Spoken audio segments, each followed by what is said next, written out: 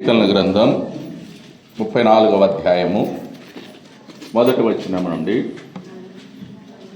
మనము 10 వచనాల వరకు మార్చి చదువుకుందాం.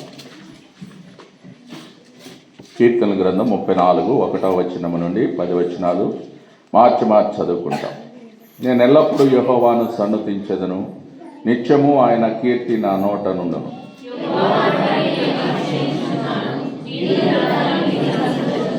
నాతో కూడి యెహోవాను ఘనపరచుడి, మనము ఏకముగా కూడి ఆయన నామమును గొప్ప చేయుదము.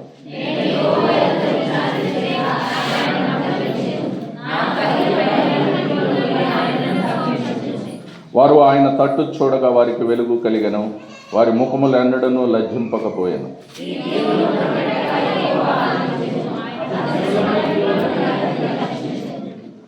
యెహోవా యందు భయభక్తులు గల వారి చుట్టూ ఆయన దూత కావలి ఉండి వారిని రక్షించును. ఆయన ఆశ్రయించున్నారు. యెహోవా భక్తులారా, ఆయన యందు భయభక్తులు ఉంచుడి. ఆయన యందు భయభక్తులు ఉంచువానికి ఏమీ కొదువలేదు. యెహోవాను ఆశ్రయించే వారికి ఏ మేలు కొదువై ఉండదు. ప్రార్థన చేసుకున్నాం. ప్రేమ కలిగిన మా పరలోకపు తండ్రి, పరిశుద్ధుడైన దేవ, నీ ఘనమైన నామాన్ని బట్టి వందనములు. ఇంతవరకు మమ్మల్ని సజీవ లెక్కలు ఉంచి మరి యొక్క ప్రభు దినాన్ని, పండుగ దినాన్ని మాకు ఇచ్చారు. ఈ ఉదయకాల సమయంలో ఇంతవరకు సంఘముగా నీ సన్నిధిలో పాటల ద్వారా నిన్ను స్తుతించి ఆరాధించి మహింపరచడానికి మీరు ఇచ్చిన సమయం కొరకు వందనములు నాయన. చదవబడ్డ లేఖన భాగాలు కూడా దీవించమని ప్రార్థిస్తూ ఉన్నా. 34వ కీర్తన నాయన మీరే జ్ఞాపకం చేసుకొనండి. ఆయన మీరు లేకుండా మేమేమీ చేయలేం, బలహీనమని నీ ఎదుట ఒప్పుకుంటున్నాను తండ్రి. నీ యొక్క రక్త ప్రోక్షణ కిందకి వస్తున్నా, కడిగి శుద్ధీకరించండి. నిష్ఫలని దాసు నన్ను కూడా జ్ఞాపకం చేసుకుని ఆయన మరి మా ఆరాధన ఆత్మతో సత్యముతో నన్ను మమ్ములను ఆరాధించటానికి మీరే సిద్ధపరచండి. వచ్చిన బిడ్డలందరి కొరకు వందనములు. ఆయన రావలసిన వారిని, చిత్తంలో ఉన్న వారిని తీసుకురమ్మని. ఈ యొక్క వాతావరణం ప్రతికూలంగా ఉంది తండ్రి. ఎలాంటి పరిస్థితుల్లో కూడా నీ కృపా కనికరములోని దయా వాత్సల్యము మమ్మల్ని ఏ విధంగా ఆయన సజీవ లెక్కలు ఉంచారు. ఎంతోమంది మరి కాలం చేసి వెళ్ళిపోతున్నారు.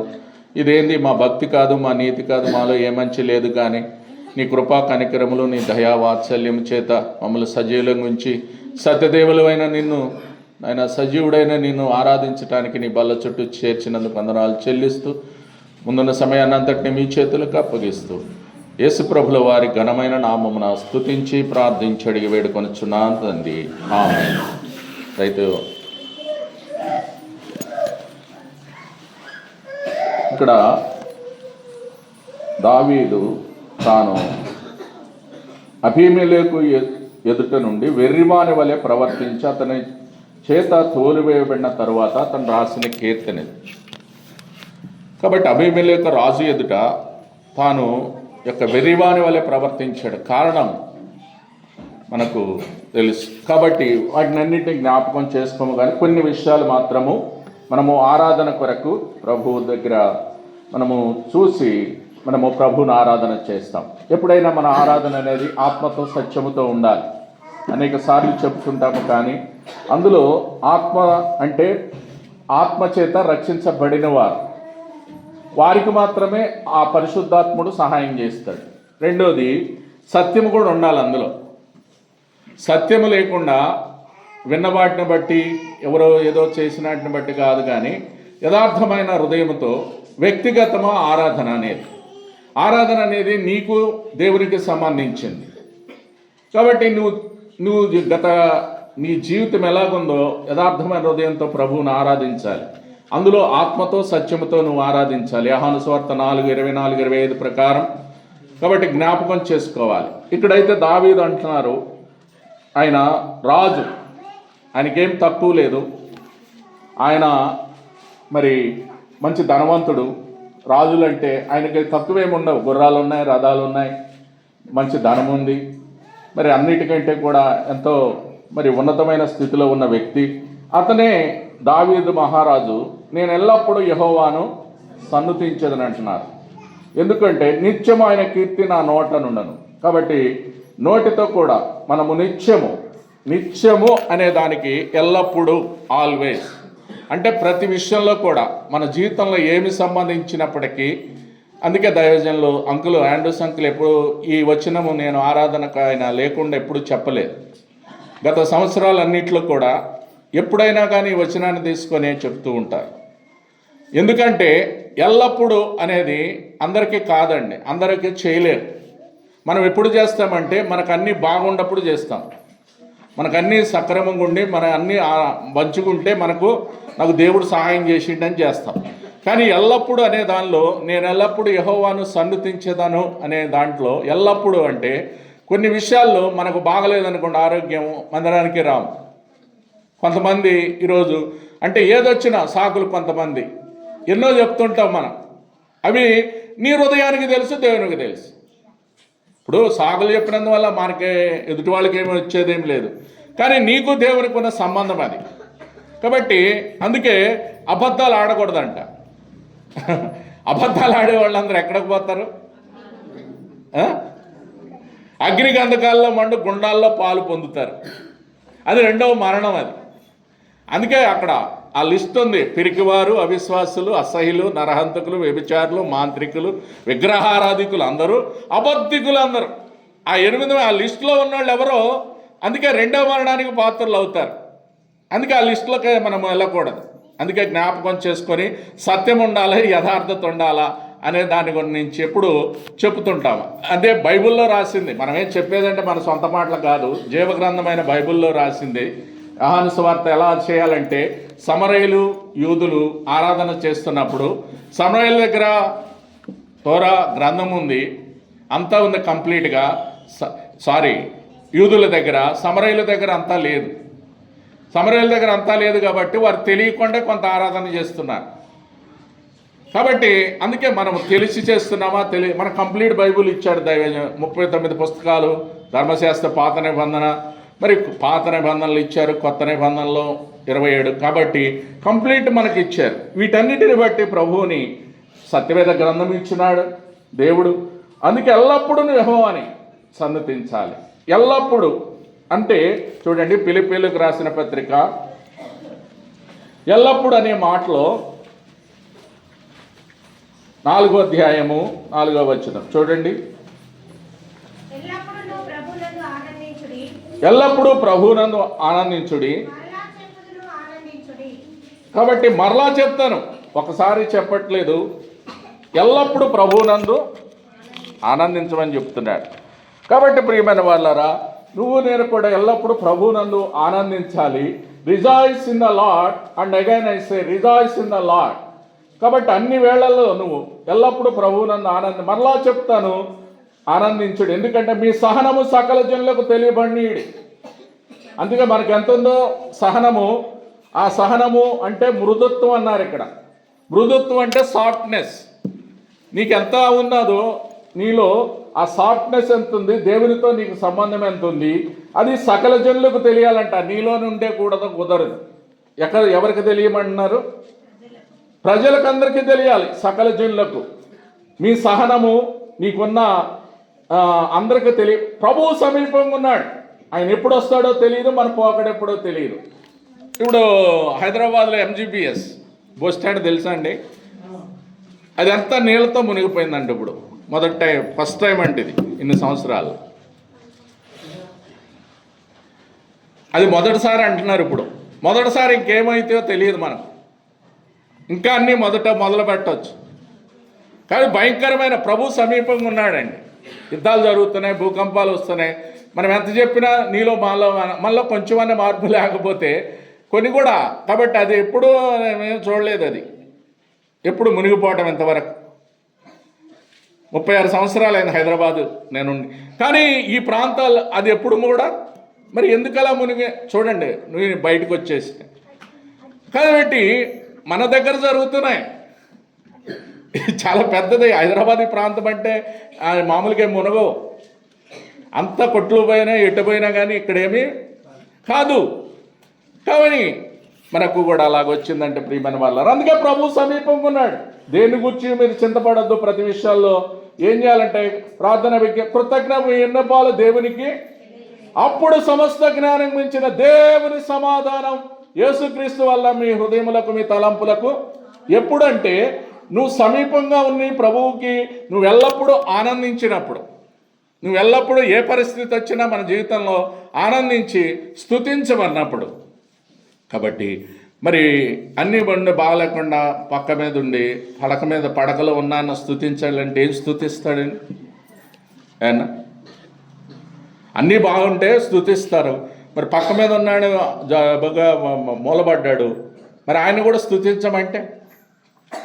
మొన్న ఒక సమాజం జరుగుతుంటే అంకుల్ చెప్తున్నారు, అంకుల్కి ఏం చెప్పారంటే త్వరగా తీసుకోమని ప్రార్థన చేయ అంకుల్ అన్నారంట ఇంటోళ్ళు అండి. ఇప్పుడు ప్రార్థన ఏం చేస్తాము? కాపాడమని చేస్తాం, స్వస్థపరచమని చేస్తాం, ఎక్కువ కాలం జీవించాలని చేస్తారు, అందరూ కూడా మంచిగా ఉండాలని చేయమని చేస్తారు కదా ప్రార్థన.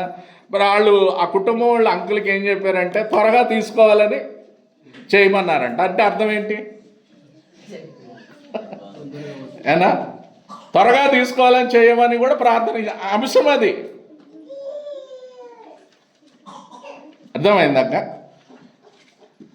అంటే ఆ పరిస్థితి వస్తుంది, ఎవరికైనా వస్తుంది, ఎవరికైనా ఉండవచ్చు అది.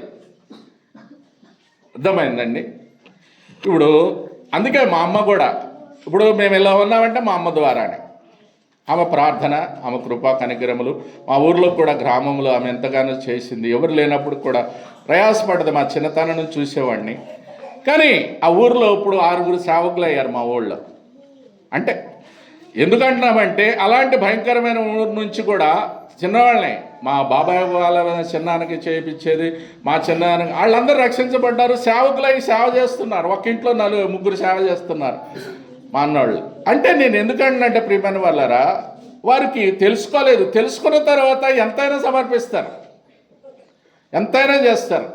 అందుకే నేను అప్పటికి ఎరగలేదు. మా ఊర్లో మందిరం ఉండగానే నేను పక్కకు పారిపోయేవాడిని.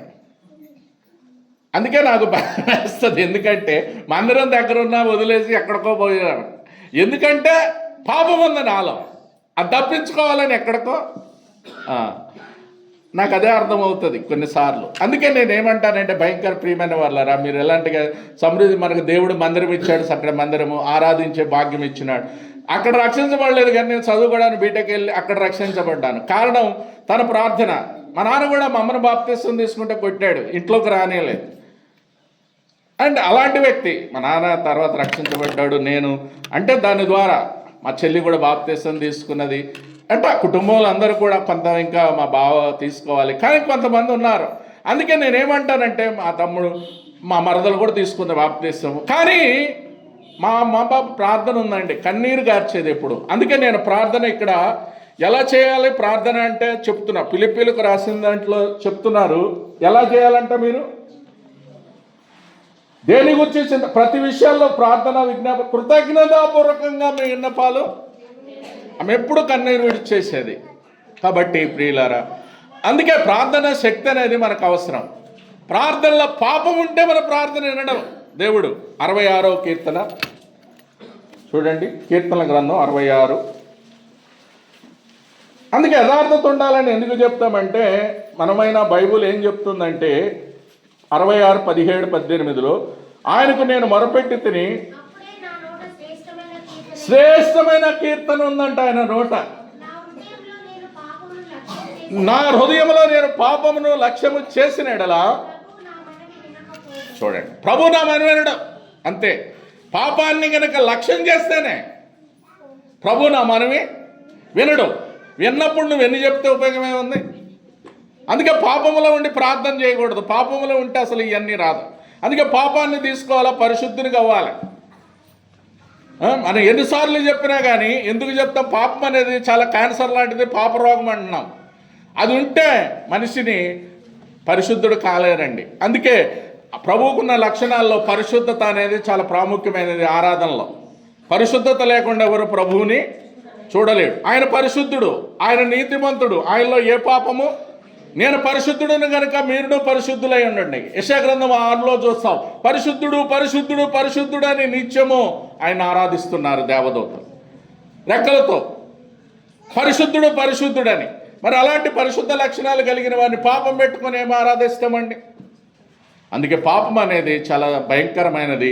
ఆ పాపాన్ని మనం విడిచిపెట్టి, అందుకే పాపాన్ని లక్ష్యం చేస్తేనే వినడంట దేవుడు.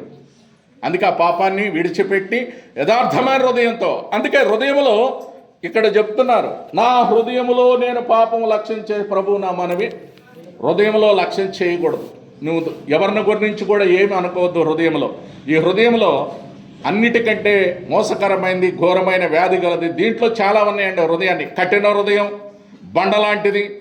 ఆత్మ ఆర్పేయబడుతుంది అంటే ఆత్మ నువ్వెన్నిసార్లు చెప్పినా వేస్ట్ కాళ్ళకు లోనికి వెళ్ళదు. ఇప్పుడు అది బండ మీద నీళ్ళు పోసినట్టు అయిపోద్ది. బండ మీద నీళ్ళు పోస్తే ఏమవుతుందండి? పోతాయి. అలాగే ఈ ఆత్మ ఆర్పేయబడ్డ వాళ్ళకి ఏమి చెప్పినా ఉపయోగం ఏమీ లేదు, ఎందుకంటే యథార్థం లేదు కదా. అందుకే యెహోవా కను దృష్టి లోకమంతా సంచారం చేస్తుందంట. లోకమందంటే అన్ని దేశాలు అందరినీ చూస్తున్నారు, లోకమంతా చూస్తుంది. ఈరోజు ప్రభువుని ఆరాధిస్తాం. ఆసనపల్లి మన దగ్గర కూడా ఆయన సన్నిధి ఉంది. ఆయన సన్నిధిని పెట్టాడు, ఆయన దీపస్తంభం ఉంది. ఆయన చూస్తున్నాడు తన ప్రజలందరినీ. ఆయన పైనుండి చూస్తున్నారు, ఎలాగున్నారు నా ప్రజలు. మరి పరిశుద్ధతను బట్టి మహనీయుడు ఏల్పులలో చూడండి, నిర్గమకాండం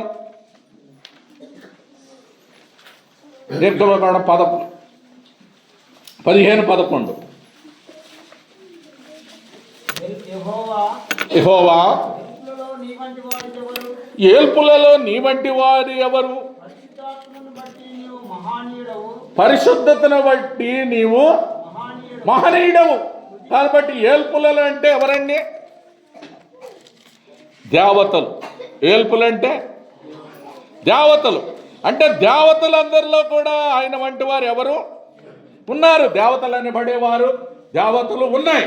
కానీ ఏల్పులలో నీ వంటి వారు ఎవరంటే ఎవరు లేరు. యెహోవా ఏల్పులలో అంటే నీ వంటి వారు ఎవరు? దేవతలలో నీ వంటి వారు ఎవరు? నువ్వే దేవుడు, నువ్వే ఒక్కడవే దేవుడు, ఇంకెవరు లేరు. దేవతలకే దేవుడు ఆయన. మన కీర్తన 136 చూస్తాం. 136 దేవతల వేల్పులు అంటే దేవతలని 136 అందులో దేవతలకు దేవుడు అని ఒక మాట ఉంటుంది చూడండి.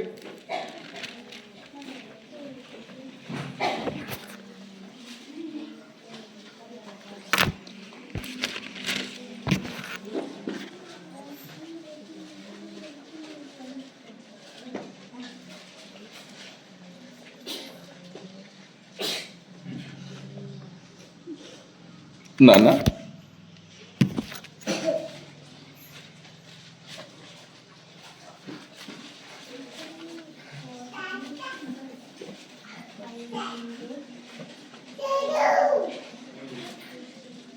అంటే దేవతలకు దేవుడు, దేవతలకు దేవుడు అని ఉంటారు.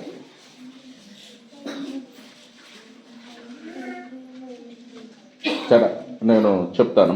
కాబట్టి ప్రియమైన వారులారా, దేవతలందరికీ వేల్పులలో నీ వంటి వారు ఎవరు? పరిశుద్ధతను బట్టి నీవు మహనీయుడవు, ఆయన లాంటి వారు ఎవరును లేరు. అందుకు నేను ఆరాధన చేయాలి హృదయంలో. ప్రియమైన వారులారా, అందుకే ఆయన మనం కూర్చుంటే మన నడకను ఆయన మొత్తాన్ని ఎరిగిన దేవుడు కనుక. అందుకే 138 మొదటి వచనంలో చూడండి, 138లో ఉంది, 136 చెప్పారు. నేను నా పూర్ణ హృదయంతో నీకు కృతజ్ఞతాస్తుతులు, దేవతల ఎదుట నిన్ను నీ పరిశుద్ధ ఆలయము తట్టు నేను నమస్కారము. చూడండి, దేవతల ఎదుట అంటే దేవత వేల్పులలో నీవంటే వారేమంటే దేవతలకు దేవుడు ఆయన. అంటే దేవతల ఎదుట, అందరి ఎదుట కూడా ఆయన మనం స్తుతించాలి. ప్రియమైన వాళ్ళలో దేవతలు అనబడిన వారు ఉన్నారు, కానీ అందరికంటే పరిశుద్ధుడు మన దేవుడు. ఆయన లాంటి వారు ఎవరునూ లేరు. అందుకు నేను ఎల్లప్పుడూ ఆయనను సన్నుతించాలి. దశలోనీయులకు రాసిన పత్రిక. కాబట్టి జ్ఞాపకము పెట్టుకోవాలి. దశలోనీయులకు రాసిన పత్రిక, మొదటి పత్రిక 5వ అధ్యాయము చూడండి 16. మొదటి దశలోనిక 5:16.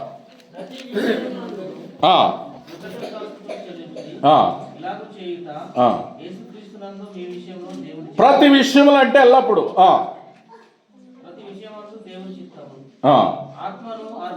ఆత్మను ఆర్పడికి నిర్లక్ష్యం చేయకుడి,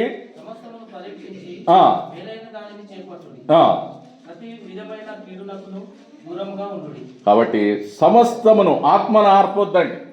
పరిశుద్ధాత్ముడు తప్పని చెప్తే యథార్థత లేదు, ఒప్పుకోవాలి. ఆత్మను ఆర్పకూడదు. 115 ఆఖరి భాగంలో ఉందో చూడండి.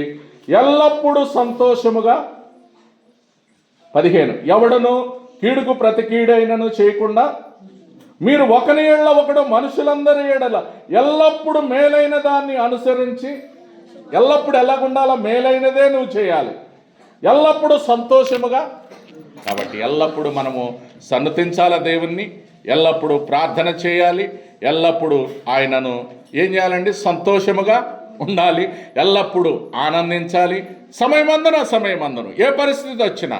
కాబట్టి ఎట్ట కొట్టుకుపోతున్నా MGBS లాగా భూకంపాలు వచ్చినా ఎల్లప్పుడూ కూడా ప్రభువునందు ఆనందించాలి. అందుకే ఆనందముగా యెహోవా, ఆనందముగా యెహోవాని కృపలన్నీ అన్ని కాలములందు కీర్తించేదన్. ఆనందముగా యెహోవాని కృపలన్నీ అన్ని కాలములందు కీర్తించేదన్. చావు గోతి నుండి లేవనెత్తి నాకు జీవమిచ్చిన జీవదాత. చావు గోతి నుండి లేవనెత్తి నాకు ఇచ్చిన జీవదాత. వివరింతునే నీదు విశ్వాసతనంతయో నవ్యంబుగా ఈ భువియందున్. కాబట్టి ఆయన అన్ని వేళలలో ఆనందంగా నువ్వు సన్నతించాలి. ఎలాంటి పరిస్థితి వచ్చినా దావీదైతే యెహోవాకు ప్రార్థించాడు, కానీ ఆ రాజుల ఎదుట. అందుకే ఆయన కూడా పాపం చేశాడు. పాపముని లక్ష్యం చేస్తే ప్రభువు, ఎందుకంటే తల్లి గర్భంలో పాపం అంటే కొంతమంది నమ్మరిది. పాపం ఎప్పుడొచ్చిందండి? బై బర్త్ వచ్చింది. ఇది ఆదాము నుండి వచ్చింది. ఆదాము అవల నుంచి వచ్చింది. ఆజ్ఞ అతిక్రమమే పాపం. అది వాళ్ళ నుంచి వచ్చింది కాబట్టి అది సంక్రమించింది, మనకు అలాగొచ్చింది. అందుకే కొంతమంది అంటారు పాపము లేదు, చిన్నపిల్లలకి ఏం తెలుసు అంటారు. వాళ్ళు పాపం చేయలేదు. చిన్నపిల్లలది ఎలాంటి వారిదే పరలోక రాజ్యం అన్నారు ప్రభువు వారు. వారి పరలోక రాజ్యం అని ఆయన స్పష్టంగా చెప్పినప్పుడు వాళ్ళకి పాపం పెట్టుంటుంది. లేక చిన్నపిల్లలు ఎలాంటి వారిదే పరలోకం అన్నారు కదన్నా. మరి పరలోకం అంటే చిన్నపిల్లలు మనం వాళ్ళేమంటాం? వాళ్ళకి ఏముండదు, పాపం ఏముండదు. వాళ్ళు చనిపోతే పరలోక రాజ్యం వెళ్తారు 100% బైబిల్ ప్రకారం. కానీ నేనేమంటానంటే వారసత్వంగా అనేది ఏమంటారు, బీజం పడ్డది, పాపం అనేది ఉంటుంది. ఇప్పుడు నువ్వు అబద్ధాలు చెప్పమని నేర్పినా వాళ్ళకు. ఇప్పుడు మా చిన్నతనంలో మా బాబు చదువుకునేటప్పుడు వాడు 6వ తరగతి 5లో ఉంటే నేను ఇట్టే పరిచర్యకి వెళ్తామని బయలుదేరితే వాళ్ళు అద్దాన్ని పగలగొట్టారు. అక్క తమ్ముడు ఇద్దరు కలిసి ఒకటైపోయారు. చెప్పొద్దు అనుకున్నారు. మరి ఎవరు చెప్పారు వాళ్ళకు? నేను ఒకటే, నాకు తెలిసేది ఎక్కడ ఉందో అది ఏమంటే ఇద్దరు గుసగుసలాడుతున్నా. అప్పుడు అర్థమైంది ఇలాగ తెలిసేది. నేను మామూలుగా అన్నాను నాకు తెలుసని. నాకు తెలుసానగానే ఇద్దరు వేరువేరుగా ఉన్నారు. అప్పుడు ఒక్కటైపోయి మాట్లాడుతున్నారు. అంటే పగలగొట్టింది ఇద్దరికే తెలుసు. ఇద్దరు కలిసి అనుకొని బయట పారేసారు. అమ్మా నాన్నకి ఇది చెప్పొద్దు అనుకున్నారు. అంతే కదక్క. అంటే ఎవరు చెప్పారు వాళ్ళకు నేర్పింది? అది బై బర్త్ వచ్చింది. అది అక్క. కాబట్టి కరెక్ట్ మీరు చెప్పింది. బై బర్త్ ఉంది. బై బర్త్ నుంచి వచ్చిన యాడికి పోతే పాపము. రోమీయులకు రాసిన పత్రిక 5:12. పాపం అనేది నువ్వు చేయలే, కానీ బై బర్త్ ఉంది. అది నువ్వు మంచివాడు అవ్వచ్చు, నేను కాదట్లా. నీలో ఒక మనిషిని ద్వారా పాపము ద్వారా మరణమును లోకములో ఎలాగూ ప్రవేశించెను, అలాగుననే మనుషులందరూ పాపము చేసినందున సంప్రాప్తమాయనంటే అందరికీ వ్యాపించింది. అందరికీ, మనుషులందరూ పాపం చేశారని ఉంది బైబిల్లో. ఒక్కళ్ళు కాదు, మనుషులు అందరూ. అంటే ఎవరు వస్తారు? మాసనపల్లి వాళ్ళేనా? సంగారెడ్డేనా? భారతదేశమా? దేశాలన్నీ, ఖండాలన్నీ మనుషులందరూ కూడా పాపమే, ఏ భేదము, అందరూ పాపము చేసి దేవుడు అనుగ్రహించే మహిమ పొందలేకపోతున్నారు. పాపం వల్ల వచ్చే జీతము అది ధర్మశాస్త్రం. ధర్మశాస్త్రం మరణం అని చెప్తుంది. అయితే దేవుని కృపావరం యేసయ్య చెప్తున్నాడు. దేవుని కృపావరం మన ప్రభు అయిన యేసుక్రీస్తునందు అదే ఆ పాప మరణాన్ని తొలగించాడు. ఆ పాప మరణాన్ని ఏం చేశాడు? తొలగించి మనలను యేసయ్యకు ఆ కృపకు పాత్రలుగా చేశాడు. ఆ కృపకు అందుకే కృపావరం అని గాడ్స్ అది ఆ గ్రేస్ మనకి ఇచ్చాడు. మనము అపరాధాలను బట్టి మనల్ని శిక్షించలేదు, మన దోషాలను బట్టి మనకు పరిహారం చేయలేదు. ఆయన కృపా కనికరాలను బట్టి మనం ఈ విధంగా బ్రతుకున్నాం. అందుకని ఆయనను ఆరాధించడానికి వచ్చినాం ప్రియులారా. అందుకనే రోమా 24 కాబట్టి నమ్మువారు కృపచేతనే ఉచితంగా నీతిమంతులుగా తీర్చబడ్డాం. అప్పుడు సమాధానం వచ్చింది మనకు. అంతే కదన్న, బై బర్త్ మనం పాపులమే. కాబట్టి మనుషులందరికీ సంక్రమించింది ఈ పాపం. పాపం వల్ల మరణం కూడా వచ్చింది. ఈ మరణాన్ని తప్పించుకోవాలంటే, మరణం అంటే ఆత్మలో మరణం. ఆదా పాపం చేశాడు, అప్పుడే మరణించలేదు. ఎన్ని బతికాడు? తర్వాత 930 ఏళ్ళు బతికినాడు. అంటే శరీరంతో బతికాడు కానీ ఆత్మలో. అందుకే నేను అన్న ఆత్మను ఆర్పకండి. ఆత్మ మీకు దేవుడు చెప్పించాడు. పరిశుద్ధాత్ముడు మనలో ఉన్నాడు, గొప్ప దేవుడు. ఆ గొప్ప దేవుడు తప్పని చెప్తే తప్పని ఒప్పుకోనండి. యథార్థంగా పాపాన్ని లక్ష్యం చేసే దేవుని ఎదుట మనకి ప్రార్థన చేయండి. పరిశుద్ధులుగా అంటే మనం అవ్వాలంటే దేవునికి మనకు మధ్యవర్తి ఆయన క్రీస్తేసన్ నరుడు, ఆయన ఒక్కడే దేవుడు. కాబట్టి ఆయనకు మనం మనవి చేస్తే మనకు మానవులకు ఎవరికి చేయవద్దు, చెప్పవద్దు చెవులలో. కాబట్టి మానవులకు చెవుల్లో చెప్తే నిన్ను అది బాహాటంగా బహిరంగం చేస్తారు. అందుకే రహస్యమైనవి మిద్దెల మీద సాటించబడతాయి. అర్థమైందా? మనం ఏది రహస్యం అనుకుంటాం అవి మిద్దెల మీద జరిపించబడతాయి. అందుకే దేవుడికే చెప్పండి మీ పాపాన్ని, దయచేసి మానవులకి ఎవరికి చెప్పకండి. చెబితే నిన్ను నిందిస్తారు తప్ప ఉపయోగం ఏమి లేదన్నా. దేవునికే చెప్పు, అప్పుడు నీ పాపాన్ని కడిగేస్తాడు. అమూల్యమైన రక్తం అది, గొర్రెపిల్ల క్రీస్తు రక్తంతో నీ పాపాలు నా పాపాలు కడిగాడు.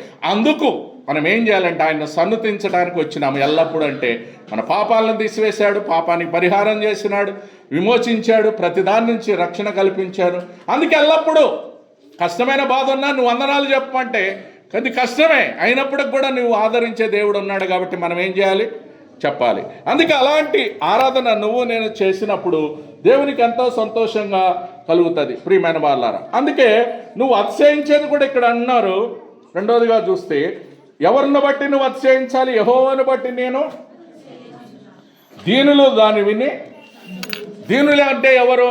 ఆత్మ విషయమై దీనులైన వారు ధన్యులు, పరలోక రాజ్యము ఎవరిది? దీనులంటే దేవుని చేత రక్తము చేత విమోచించబడిన వారే. ఆయన రక్తములు ఎవరైతే విమోచించారో వారే దీనులు. మత్తయి సువార్త 5:1 ఆత్మ యందు దీనత్వం ఉండాలి. ఆరిది పరలోక రాజ్యం. ఆ పరలోక రాజ్యానికి వారసులం అవుతాం. అందుకే ఈ దీనుడు మొరపెట్టగా, ఇక్కడ 6వ వచనంలో కింద ఉంది చూడండి. ఈ దీనుడు మొరపెట్టగా యెహోవా అతని శ్రమలన్నింటిలో నుంచి యెహోవా యందు భయభక్తులు గల వారి చుట్టూ ఆయన దూత కావలి ఉండి వారిని రక్షించింది. చూడండి, దూతే కావలి ఉంది నీ చుట్టూ నా చుట్టూ. నువ్వు ఎప్పుడైతే రక్షించబడ్డావో, ఆయన సన్నిధించే ఆత్మలో యెహోవా దూత నీకు కావలిగా. ఇద్దరు వెళ్ళినట్టే ఎక్కడికి వెళ్ళినా నువ్వు అక్కడిగా కాదు, ఒంటరివాడవి. నువ్వెక్కడికెళ్ళినా ఇద్దరు నీతో యేసయ్య ఉంటాడు. అందుకే ఆయన దూత కావలి ఉండి నిన్ను రక్షిస్తుంది. నువ్వు బయటికి వెళ్ళినా ఇంట్లో ఉన్నా. అందుకే అంత సేఫ్టీ ఉంది మనకు, భద్రత. ఆ భద్రతను బట్టి ప్రభువుని ఆరాధన చేయాలి. కాబట్టి ఆయన తట్టు చూడగా వారికి వెలుగు కలిగను, వారి ముఖములు ఎన్నడూ బాధపడలేదు ప్రియులారా. కాబట్టి అందుకే ఆయన మనల్ని, ఎందుకంటే చూడండి, మనలను నీతిమంతులుగా చేశాడు, ఆయన సన్నిధిని మనకు ఇచ్చాడు. కాబట్టి ఈ దీనుడు మొరపెట్టగా యెహోవా ఆలకించాడు. అతిశయించువాడు ఎవరిని బట్టి అతిశయించాలి? అందుకే ఆయనే 1 కొరింథీ 1 చూడండి. ఎవరు అతిశయించాలంటే 1:31, 32లో 1 కొరింథీ.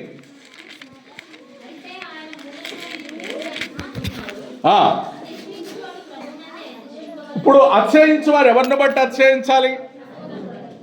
అది అతిశయించువాడు ప్రభువునందే అతిశయించవలను అని వ్రాయబడిన నెరవేరినట్లు దేవుని మూలంగా ఆయన మనకు జ్ఞానమును నీతియు పరిశుద్ధతయు.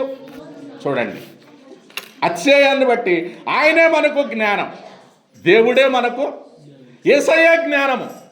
అందుకే నీ సామెతల్లో ఉంది 4:7, నీ సంపాదనంతా ఇచ్చి యేసయ్యను కొనుక్కోమన్నాను. ఏమి ఇవ్వాలా? నీ సంపాదన అంతా ఇచ్చి కూడా, అంటే నీ సంపాదన నీకు ఎంత ఉందో అంత ఇచ్చి జ్ఞానం కొనుక్కోమన్నాడు. అందుకే ఆయన దగ్గర బుద్ధి జ్ఞానములు సర్వసంపదలు ఆయన యందు గుప్తములై ఉన్నాయి. అందుకే సొలొమోనుకి ఇచ్చిన జ్ఞానం, నీకు అంత జ్ఞానం. పిల్లలందరూ ఇప్పుడు బీబీఎస్కి వచ్చారు, ఎంత జ్ఞానమో ఆ రోజుల్లో ఎంత నేర్పారు. ఏమండి, నేర్చుకున్నారు కాబట్టి దేవునికి ఏం చేయాలా? వందనాలు చెప్పాలా. దేవుడు గొప్ప కార్యాలు చేశాడు. ఎంత పరిస్థితి ఉన్నప్పటికీ, ఎలాంటి పరిస్థితి, వర్షం వచ్చింది అంతా ఇదైనప్పటికి కూడా దేవుడు తన పిల్లలను ఆదరించాడు ధైర్యంతో. అందుకే గొప్ప కార్యాలు చేశాడు. ఈయన సమస్తమును బాగుగా చేశాడు. ఈ మహిమ మాకు కాదు యెహోవా, మాకు కాదు, నీ కృపా సత్యములను బట్టి నీకే. అందరికి కూడా దేవుని అందుకే ఆరాధన చేయాలి. యెహోవా గొప్ప కార్యములు చేశాడని పాటలతో సంగీతాలతో. ఎందుకంటే ఆయన గొప్ప కార్యాలు చేస్తాడు. గొప్ప దేవుడు, అవర్ గాడ్, గ్రేట్ గాడ్ అనమాట. ఆయన మహోన్నతుడు, మన దేవుడు గొప్పవాడు, అధిక స్తోత్రములకు అర్హుడు. ఆయన మహత్యాన్ని వర్ణించడానికి మనకు చాలదు. ఎంత గొప్పవాడు అంటే చూడండి, 145వ కీర్తనలో ఆయన ఎలాంటి వాడు, గొప్ప కార్యాలు చేస్తాడు. 145:3 యెహోవా మహాత్మ్యము గలవాడు.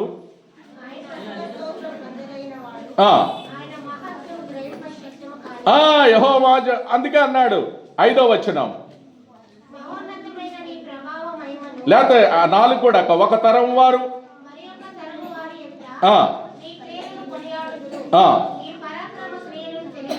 పరాక్రమ క్రియలు తెలియజేస్తారు.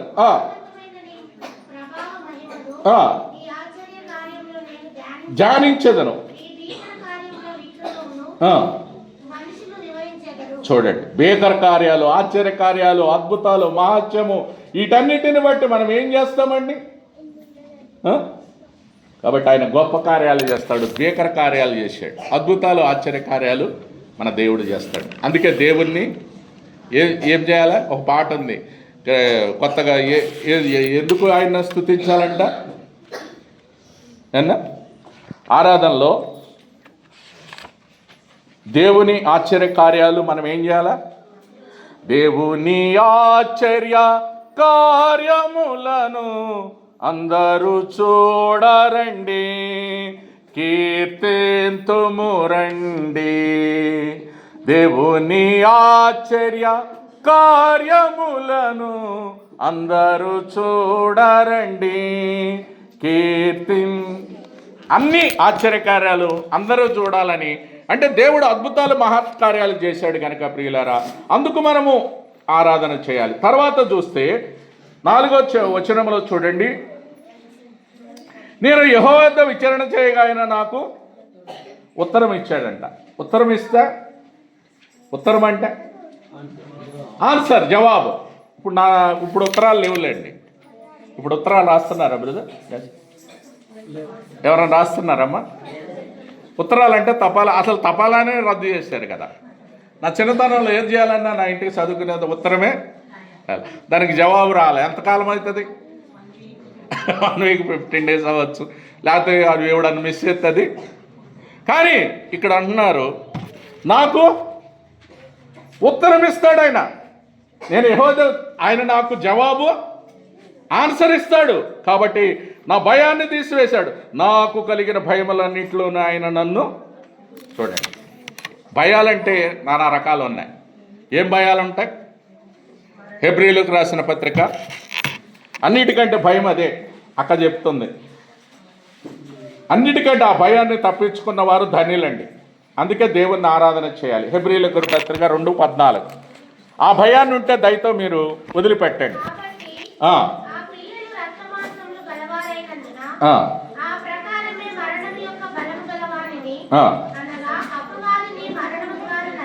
అపవాదిని మరణము ద్వారా నశింపజేయుటకు, జీవితకాలమంతయు మరణ భయము చేత దాస్యమునకు లోబడిన వారిని విడిపించుటకును ఆయన కూడా ఎందుకు రక్త మాంసాల్లో పాలువాడయ్యాడు ప్రభుల వారు?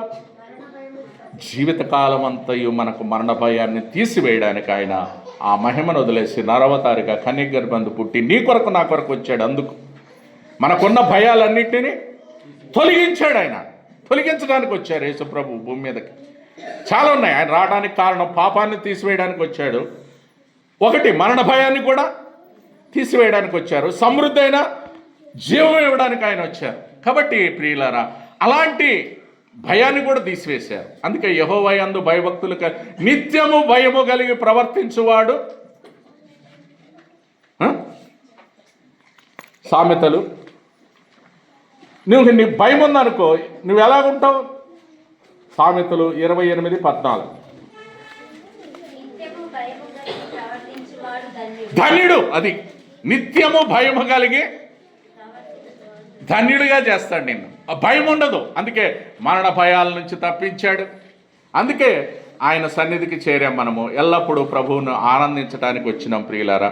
ఆనందించి ఆయనను ఆ భయభక్తుల నుంచి మనలను మరణము నుంచి తప్పించాడు. అన్నిటికంటే ఆ నిత్య జీవం ఇచ్చినందుకు కూడా ఆరాధన చేస్తాం. జీవితకాలం అంతా ఉన్న మరణ భయాన్ని తొలగించున్నాడు. అందుకే నిత్యము భయము కలిగి ప్రవర్తించువాడు. నిత్యం అంటే ఎల్లప్పుడు కదా.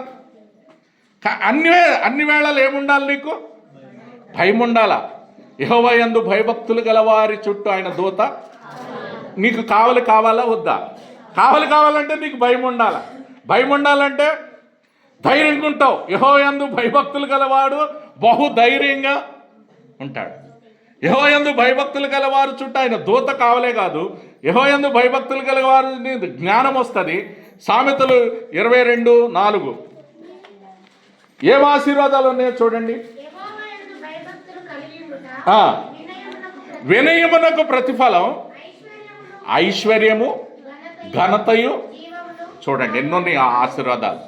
మరి ఇన్ని ఆశీర్వాదాలు పోగొట్టవు భయం అంటే కొంతమందికి అంటే భయం భక్తులలో. అందుకే సామెత కీర్తనకారుడు అంటున్నాడు, నాకు కలిగిన భయములన్నిటిలో ఆయన నన్ను తప్పించాడు కాబట్టి నేను ఆరాధన చేస్తాను. నా భయాన్ని తీసివేశారు. 3వ వచనం, నాతో కూడి యెహోవాను ఘనపరచుడి. మనము ఏకముగా కూడా ఆయన నామమును, ఏకత్వం ఉండాలి. ఏకముగా అంటే ఒకే మనసు ఉండాలి. అందరం కూడా ఏం చేయాలండి? ఏక మనసు లేదు సంఘాల్లో. ఈ రోజుల్లో మొదట నేర్చుకున్న మొదటి ప్రేమను కోల్పోయింది సంఘం. ఏక మనసు లేదు, సమాధానము లేదు.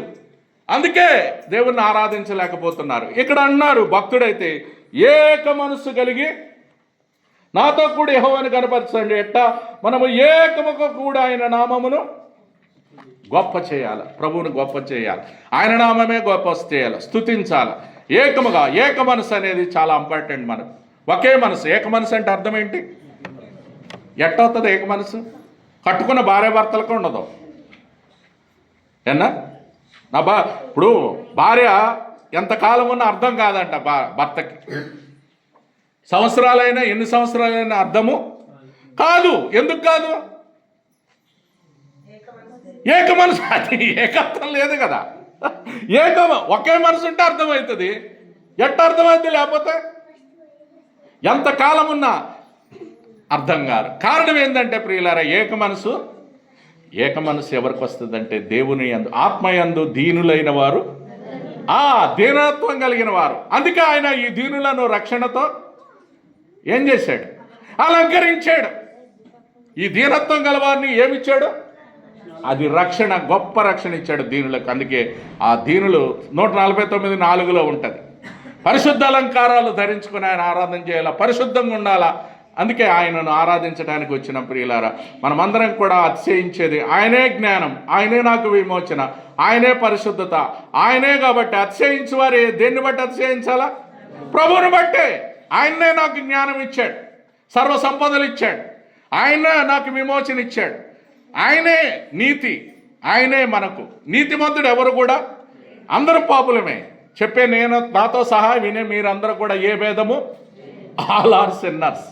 We are all sinners by birth. పుట్టుకతోనే మనం పాపులం. పాపం వల్ల వచ్చి జీతం మరణం. ఆ మరణాన్ని తీసివేయడానికి యేసయ్య వచ్చాడు. ఆ మరణాన్ని తీసివేశాడు, మనకు నిత్య జీవం ఇచ్చాడు. కాబట్టి మనం ఇప్పుడు ప్రభువునందు ఆనందిస్తున్నాం. ఆ ఆనందాన్ని సంతోషంతో మనము దేవుణ్ణి స్తుతించాలి. ఇప్పుడు కీర్తనల ద్వారా సంగీతములతో ఏం చేయాలి? ప్రభువుని ఆరాధించాలి. అందరు లేచి నిలబడదాం. కాబట్టి ప్రియులారా, అలాంటి ఆరాధన మనము కూడా చేయాలని భక్తుడు మనకు ఎరుగుతున్నాడు. కాబట్టి అందరం కూడా లేచి